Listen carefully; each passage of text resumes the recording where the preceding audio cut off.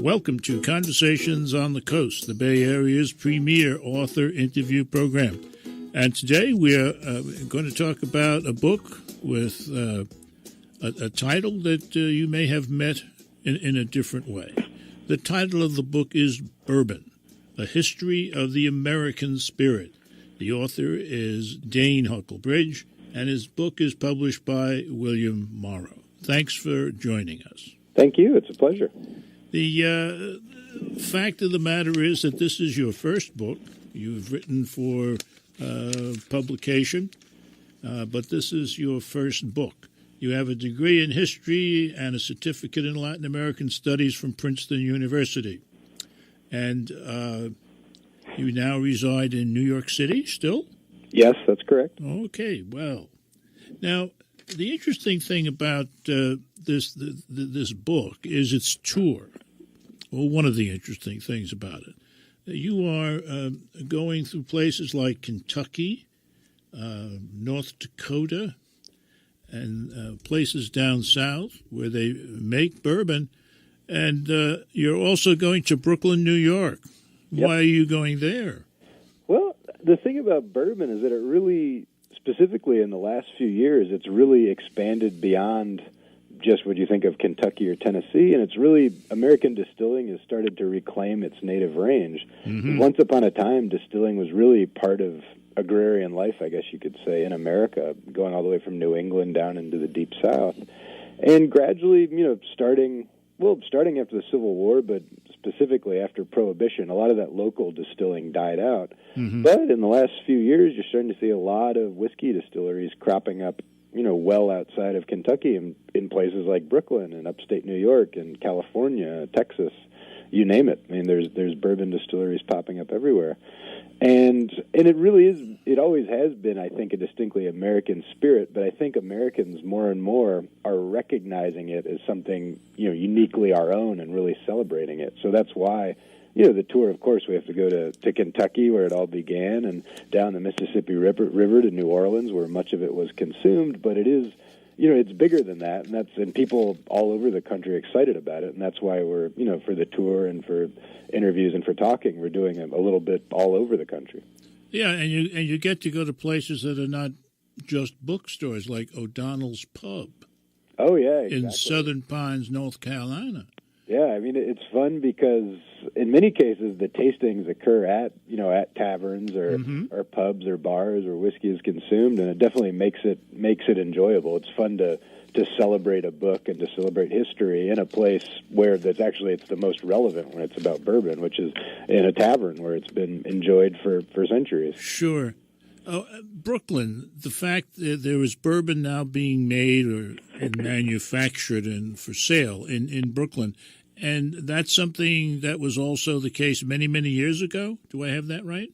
Well, distilling has been going on for quite a long time, and once upon a time, New York City did have distilleries going back as far as even the 1640s. I mean, even when it was owned by the Dutch, that's when distilling in New York first took place. And I believe there were distilleries in New York City proper up until probably Prohibition. I don't think there's been any since. So the return of distilling to New York City is pretty recent. I mean, I think early 2000s is when it happened. I'd like now to get to the book itself. Sure. It's very interesting to me the way the book starts, because I think it reveals where you want to go with it. It starts this way. Immigrants established it, pioneers expanded it, and capitalists spread its influence across the world. It made the West wild, the 20s roar, and rock music roll. George Washington was one of its founding fathers, F. Scott Fitzgerald its poet laureate, Hank Williams its cowboy bard. Rebellions were fought to free it. The Native Americans were brought low by it. Religious zealots crusaded against it. And come Thanksgiving at the in-laws, millions whisper its praises. The answer to this befuddling historical riddle: if you guessed the United States of America, you're by no means wrong, you write, although for our purposes, American whiskey works just as well. So there is, in your mind, a kind of a confluence of the history of bourbon whiskey and the history of the country. Oh, most definitely. And I think that really became apparent when I first started researching the book, because I liked the idea. I knew about pioneers and cowboys and bootleggers and what have you, and it sounded like there was a good story there. Mm-hmm. But in doing the research and realizing all these things, that alcohol was first made from corn by colonists in Jamestown when our country was getting up off the ground, that George Washington wasn't just a founding father of the nation, but also of our whiskey, or that in Prohibition it fueled the Jazz Age and the Lost Generation, and in World War II the bourbon industry set aside whiskey making to make industrial alcohol for the war effort to help us win. I mean, all these things, it was just uncanny. And that's when it occurred to me, and I knew I definitely wanted to do the book, that bourbon wasn't just a byproduct of the American experience. It actually was the American experience, and that you could tell a pretty compelling version of our history through bourbon whiskey. One of the early figures that you mentioned, along with George Washington, is George Thorpe. Who was he? Sure, and there's a little bit of controversy here, which I'll get to in a second, but he was one of the early colonists in Jamestown. He was sent by the Virginia Company back in England to really get things headed in the right direction, because as you probably remember from history, those first colonies in Virginia didn't get off to a great start. Mm-hmm. And one of his tasks was to establish, in addition to making tobacco profitable and getting these early colonists to clean up their act, one of his first tasks was to create a local source of alcohol, because back then Englishmen really didn't like water. They sort of believed it was bad for them, which given in some cases it was, and they didn't understand germs and bacteria and whatnot. So they drink alcohol. They drink lots of it. It's what they wanted to drink, and as you can imagine, that's a pretty expensive beer run, going from England to America anytime they run out of stuff to drink. So they had to find something to drink and make it themselves. Exactly. And when we come back, one of the questions we're going to get answered is, what really is bourbon? Stay tuned. You're listening to Conversations on the Coast with Jim Foster. Now you can find this program on iTunes, SoundCloud, and all your favorite digital outlets. Follow the show on Twitter at JimFosterCoc and email jimfostercoc@gmail.com. Bourbon, A History of the American Spirit by Dain Huckelbridge. The book is published by William Morrow, and we're talking about it today on Conversations on the Coast. Publishers Weekly, they call it the Bible of the book publishing industry, in part had this to say about this book. In this raucously entertaining history, Dain Huckelbridge imbibes deeply of the heady stories of the pioneers who discovered the golden nectar and who bottled it and passed it around for all to enjoy. Huckelbridge traces the story of bourbon up through the American Revolution, through Prohibition, and all the way to the present. Drink deeply from Huckelbridge's free-flowing stories, and you'll soon be besotted with the honeyed history of bourbon. I don't particularly like the honeyed history of bourbon, but you do take us behind the scenes, and you give us a lot of information, some of which we didn't have before. Bourbon is what exactly? Well, bourbon is a whiskey. And you often hear that, all bourbon is whiskey, but not all whiskey is bourbon, and it's true. Whiskey is a spirit that can be made from pretty much any grain. I mean, if essentially whiskey starts out as beer that's distilled into something stronger, so it's made from grain. What makes bourbon unique is that it's made primarily from corn, so the grain you're using, it's not barley like Scotch. It's actually corn, which is native to America. So it's made primarily from corn. It's distilled, and then it's aged in new charred oak barrels. And when it comes out of the still, it's clear. It looks like water. But when it spends time in that charred oak barrel, that's what gives it that sort of rich, reddish-brown color and smooths out the flavor. Why does the barrel have to be new? Well, there's a number of stories for that, why it has to be a new charred oak barrel, but I think probably what it is that first time you put whiskey inside a new charred oak barrel with fresh char, it really picks up a lot of the flavor from the charcoal, from the charcoal lining. And also, I think it really helps because, charcoal acts as a natural filter, so it does a good job of aging that whiskey. Whereas the second time you do it, a lot of that char would have already been absorbed by the liquid. Yeah. Okay. And what really amused me was to learn that the old barrels are sent off to Scotland to be used to make scotch. Exactly, because Kentucky has tons of these barrels that they're not allowed to reuse to make bourbon. I mean, that's part of the definition of it. Definition of it, according to the government, is they have to be new charred oak barrels. So what do you do with all these barrels that are left over? It turns out that in Scotland they actually like them. That the Scotch makers find that they're excellent for aging Scotch whiskey. And in Scotland they don't have that rule about the barrels having to be new. They can reuse barrels. So that's become a pretty big market for bourbon. A lot of it gets sent back to Scotland. These used barrels. Oh, I think they're just being Scottish, that's all. Yeah, maybe a little thrifty, if possible. Listen, one of the most amazing facts in the book, when you cover the period of the Second World War, and you tell us that during the Second World War, all production stopped. I find that amazing. Yeah, but it is amazing, but when you think about it, it's something... That's sort of what happened in America. When you think of all the GIs who had regular 9-to-5 jobs, or workers, teachers, students, whatever you have, and everyone, and then on down to the Rosie, the Riveters, everyone assumed a new role and put aside their old lives temporarily to help that war get won. And the bourbon industry did the same thing. They continued to sell whiskey, but only using old stocks that had already been made and were aging. I see. They weren't making new bourbon. What they were doing was using all of their equipment to make neutral spirits, to make really high proof industrial alcohol, which then was used for the war effort. It was used to make antifreeze for all these tanks and jeeps. It was used to make rubber for tires. It was used in munitions and explosives. It was used in rubber and plastics. So they really contributed a great deal towards the war effort. George Washington is part of the history because he had quite a distillery business going on his farm. Oh yeah, I mean that one of the most fascinating things I came across right from the get-go that made me realize this was a story that needed to be told, that I hadn't heard this before, was that George Washington, not just a founding father of America, but a founding father of American whiskey.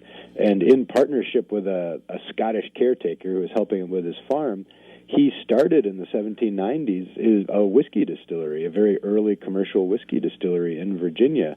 And he used both corn and rye grains to make whiskey, and it did very well. The still produced a lot of whiskey. He sold a lot, and besides just introducing whiskey to the area, he also really brought it to the forefront for the plantation planter class, because before that it had been this sort of rugged frontier drink.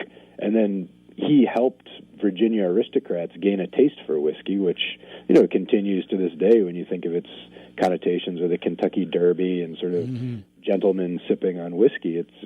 We owe some of that to George Washington. Sitting on the front porch. Yep. Yeah. You also cover in the book one of the darkest periods of bourbon and alcohol, and that is Prohibition. And you have an interesting title for this part. You call that chapter "An Irishman, an Italian, a Pole walk into a bar, and Prohibition begins." Yeah, well, the interesting thing about Prohibition, and I think you're right, it is a dark chapter in our history, is that much of it, I think, was caused by xenophobia, by the fact that lots of immigrant groups were coming into America, which really enriched our nation, enriched our culture and our cities. But there were some people who had more nativist tendencies and who were, thought this was upsetting the status quo, and it made them afraid. Mm-hmm. And I think the manifestation of this fear towards these new groups, new people, new faiths, new cultures coming to the country was Prohibition, because alcohol consumption, which honestly had been part of our country, as I just said, founding fathers and whatnot, it started to become associated with the new class of urban immigrants who are coming to America. And there was a nativist backlash, and part of this backlash was to try to ban alcohol because it was associated with Irish pubs or Italian taverns. It suddenly picked up this connotation. And we're going to look at some of the consequences of that banning when we return. You're listening to Conversations on the Coast with Jim Foster. Now you can find this program on iTunes, SoundCloud, and all your favorite digital outlets. Follow the show on Twitter at JimFosterCoc and email JimFosterCoc@gmail.com. Dain Huckelbridge. He is the author we're talking to today. He's here to talk about his newest book, his first book, actually. Bourbon, it's called, A History of the American Spirit. And it is published by William Morrow. Edward J. Larson, the winner of the Pulitzer Prize for History, says of this book, made from New World corn and Old World techniques, bourbon is the American spirit. Dain Huckelbridge takes readers on an intoxicating romp through the history of bourbon, from its humble colonial origins to its craft-driven current revival. And we'll get to that revival shortly. But I do want to finish up, say a little bit more, talk a little bit more about Prohibition. There's a lot of strange things that come out of Prohibition. For one thing, it closed the saloon, or ended the life of the saloon as we knew it, a place in a neighborhood where I guess men or men only went to have a drink? Yes, exactly. Prior to Prohibition, the places most people drank were at saloons, which were generally male-only establishments. You think of your typical kind of old-fashioned sawdust joint, where men would drink beer or whiskey and talk about the day's events and maybe engage in a little bare-knuckle boxing from time to time, I suppose. Right. And they were, there's a few old places you can visit and get a sense of that. If you've ever been to McSorley's in New York City, for example, or I'm sure there are other old ones as well. Yeah, and you get a sense for what it was like in the old days. And they were men only. That was generally their policy. And what happened in Prohibition, interestingly, was women started to go out, and what had been an all-male establishment, the saloon, turned into the co-ed speakeasy, where men and women, and that was when the flapper thing was happening, they started drinking together. And it changed the drinking patterns as well, because they became co-ed. They became a little more secret and underground when you think of the way nightclubs are, many nightclubs are today. Yeah. And they started to drink more cocktails. And it's not that cocktails were invented then. They'd been around, a long time, but they generally weren't that popular. What happened was just the quality of a lot of this bootleg liquor was so poor that cocktails helped disguise it. It was a good way to make bad whiskey or bad gin taste drinkable. So you start to see this new drinking environment take place that in many ways probably looks more like modern nightlife than anything prior. One of the richest men during the Prohibition period is a fellow I never heard of before. I read about him in your book. His name is George Remus, a criminal defense lawyer with a background in pharmaceuticals, a perfect resume. Sure. For becoming a successful bootlegger, a man also aware of the medicinal loopholes of the Prohibition laws. What are we talking about there? Sure. Well, his name was George Remus. He was originally from Chicago. He started out working in a pharmacy, essentially, and later became a criminal defense lawyer. And as it turned out, those two things, having a background in pharmaceuticals and being a criminal defense lawyer, made him essentially the perfect bootlegger. And he'd gotten connections with some of these early gangsters, Al Capone types and Johnny Torrios, and he realized that there was one loophole for selling bourbon, and that was through the medicinal loophole, that doctors could, if they had a prescription, could write it. And, as a lawyer, he read the Volstead Act very carefully, became aware of that. He had connections with pharmaceuticals, the pharmacy industry, and he got this pretty brilliant idea he started buying up stocks of whiskey and distilleries, created what were essentially false front organizations as pharmaceutical distributors, and just sold it to speakeasies out the back door. And he became a very rich, very powerful bootlegger pretty quickly. And there's some speculation that he may have been, in some ways anyway, what The Great Gatsby was based on, Fitzgerald's famous novel, and that character, that he was the inspiration behind that, because he was a bootlegger who did throw these lavish parties for high society. Now, eventually, old George gets in a bit of trouble. Well, the story only gets more interesting. He ended up doing a 2-year bit for violations of the Volstead Act, which wasn't, very harsh punishment. But the interesting footnote to this is they're actually just like The Great Gatsby, and I think this happened later because it happened after the novel came out, I believe. Mm-hmm. But an agent, a federal agent, actually fell in love while investigating him, fell in love with his wife. His wife, I guess you could say, ran off with the agent, and it ended up in this showdown and sort of ugly scene where he killed his wife, and he ended up getting off for that because of temporary insanity. So you have this strange scenario where he did 2 years for selling alcohol, but essentially got off scot-free for murder. Good man. Yeah, interesting character, I guess. Very, very interesting. We could go on for a long time, but we're running out of time. This is a fascinating book. It'll tell you things you don't know now, even though you think you know a lot about bourbon and a lot about prohibition, a lot about where it all came from, etc., etc. This is a great ride. The title of the book is Bourbon, A History of the American Spirit. The author is Dain Huckelbridge. This has been Conversations on the Coast, and I'm Jim Foster.